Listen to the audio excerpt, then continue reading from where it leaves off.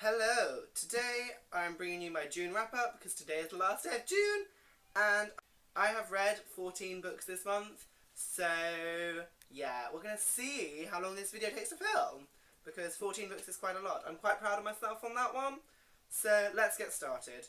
The first two I read, I actually read one of them on the 31st of May, but I didn't think I was going to finish it in one night, so I'd already filmed my wrap up. So that is The Awakening and The Reckoning by Kelly Armstrong. These are books 2 and 3 in the Darkest Powers trilogy. And oh my god, I didn't expect them to be this good. I really didn't. I really enjoyed The Summoning, which is the first one, but it wasn't like mind-blowing. But I couldn't put these down. I couldn't. It was so addicting. The story was just so well told. If you don't know what this story is about, it's about a group of kids who have supernatural powers like spellcasting and raising the dead, and there's a werewolf, and they are being hunted by this group of people. And in the end of the first book, spoiler warning, end of the first book, they have escaped from the group of people that have them, and then the main character Chloe gets recaught, and that is where you end the first book. So way more happens in these two, and it was so good. The characters were, as always, really interesting. And one thing I did find with these especially is that the main character you think is going to end up with one of the guys, and I really like the fact that you didn't actually get that. She ends up with a different guy, the one that you wouldn't think she would. So it was a really well done relationship story. So yes, I gave this one 4 stars and gave this one 5 stars. So 4-star and a 5-star, excellent reads, really enjoyed them. Next up, I read Sabriel by Garth Nix, because I've read a series by Garth Nix and I adore it, so I thought I'd pick up the one that has more critical success. People enjoy Sabriel more, it seems. Sabriel is about a girl whose father goes missing, and she has to cross the wall from Ancelestia into the Old Kingdom, where magic exists, and it's all about these kind of things called charters, and there's the charter marks, and the magic system was phenomenal. Loved it, loved it, loved it. I always love a good magic system, and this one was excellent. Garth Nix really creates good magic systems, and basically her quest is to find her dad, who has gone missing, and he is the Abortion, who is meant to keep the dead away from the living, so it gets much more complicated, and it's really good. Sabriel was a really good main protagonist. She was strong. Her and Mogget was really funny. Mogget's like a little cat that's not a cat, and it was really funny. He was really funny. Touchstone was an interesting character, but overall I was a little bit disappointed. I noticed that I really enjoyed it, but I was disappointed. I was expecting to love it, and I just enjoyed it, which was really sad for me. So in the end, I gave it a 4 stars, but I think I am leaning towards 3.75 because I was expecting more. But it was a good book, so that's something. Next up, I picked up a book that I didn't think I was going to enjoy, but I really did, and that is Vampire Academy by Rochelle Mead, with the dodgy cover. Vampire Academy is the story of Rose and Lissa. They're both vampires, but one of them is a Moroi and one of them is a Dhampir. And again, it's so much more complicated. I mean, in this first one, there isn't a huge lot of plot. That sounds strange, but that isn't. It does feel a bit like a high school kind of movie with vampires. And that was fine. It was hilarious. I was laughing so much in this book. I thoroughly enjoyed it. Rose was such a cool protagonist, and Lissa was really intriguing. I did think that this one could have done with a perspective from Lissa, as opposed to just Rose's insights through the spirit bond thing. So yeah, we'll see. I mean, I'm gonna pick the rest of the series up because this first one was so fun, and the system of vampires is so intriguing, and the fact that it has magical vampires just makes it so much better to me.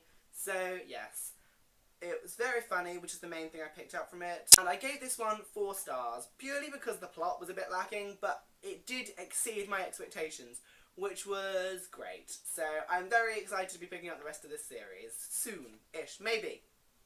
After Vampire Academy, I was feeling a little bit in a Garth Nix mood, and I wasn't in the mood to pick up L'Oreal and Abortion, so I decided to reread an entire series. This is a 7-book series. It is The Keys to the Kingdom. made up of Mr. Monday, Grim Tuesday, Drowned Wednesday, Sir Thursday, Lady Friday, Superior Saturday, and Lord Sunday.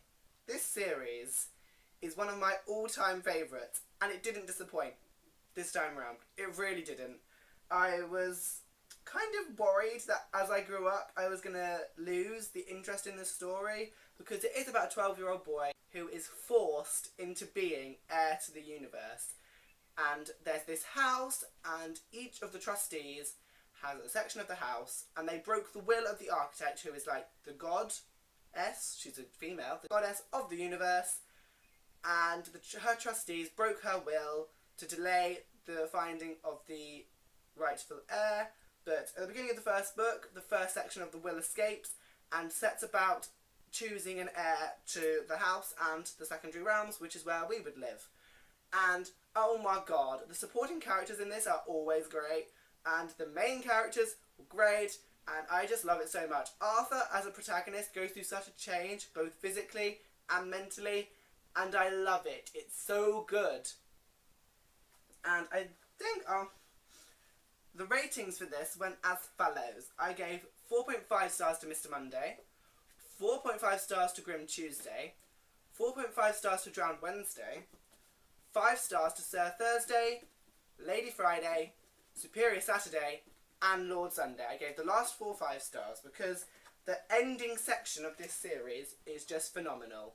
So this one gives it a 96% as a series, which is absolutely phenomenal, obviously. So yes, I highly recommend it. Love it, love it, love it.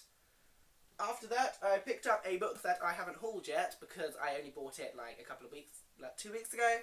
And oh my god, I was so pleasantly surprised by Electress by Brandon Sanderson.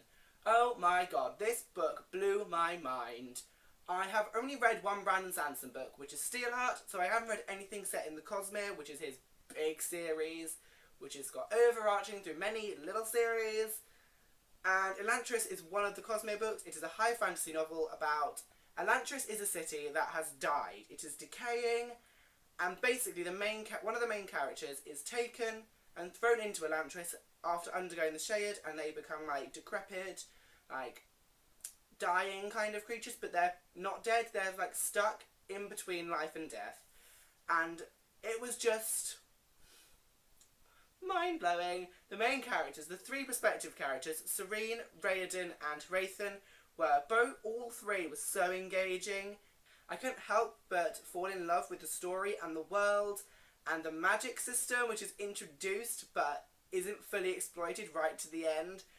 And it was just so good. I loved it so much. And the thing with Electress is that this was his first book, and a lot of people give it okay reviews, or good reviews but not brilliant reviews. So I did set my expectation lower. But I was mind blown. I absolutely adored it. The characters, especially the character interaction, was beautiful, and the religious and political aspects were so well done. I would go out on a limb to say the religious and political aspects were done better than A Song of Ice and Fire, which does them excellently. That's how much I love this book. It was so good. 5 out of 5 stars. I can't wait to pick up another Brandon Sanderson book. And the last 2 books I read were books I read pretty quickly, and those were Unravel Me and Ignite Me by Tahira Murphy. This was kind of a whim. I read Shatter Me in November, something about that kind of time, and I started to read Unravel Me in December, but I only got 80 pages and I stopped because I was feeling ill and I wasn't in the mood for this book. So, after hearing the news about the Shatter Me TV series, which has been optioned, I decided to pick them up again and get into them again. And if you don't know what this is about a girl called Juliet who has a lethal touch. Whenever she touches people, things go horribly wrong, and in Shatter Me, she is living in an asylum until she gets taken out of the asylum by the re-establishment, who want to basically control the world.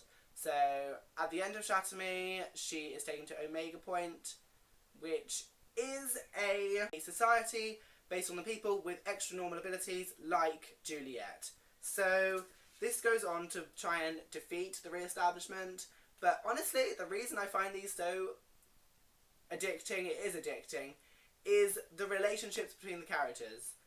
They are unbelievably intense. It's Juliet and Warner and Juliet and Adam. The relationships they have across these two books are so intense, and I can't believe that Warner and Juliet are such a good couple. I couldn't believe it, because Warner is such a horrible guy. But in the end, he really turns out to be a really good guy, which was just so heartwarming yet heartbreaking. I did have a few issues with this series.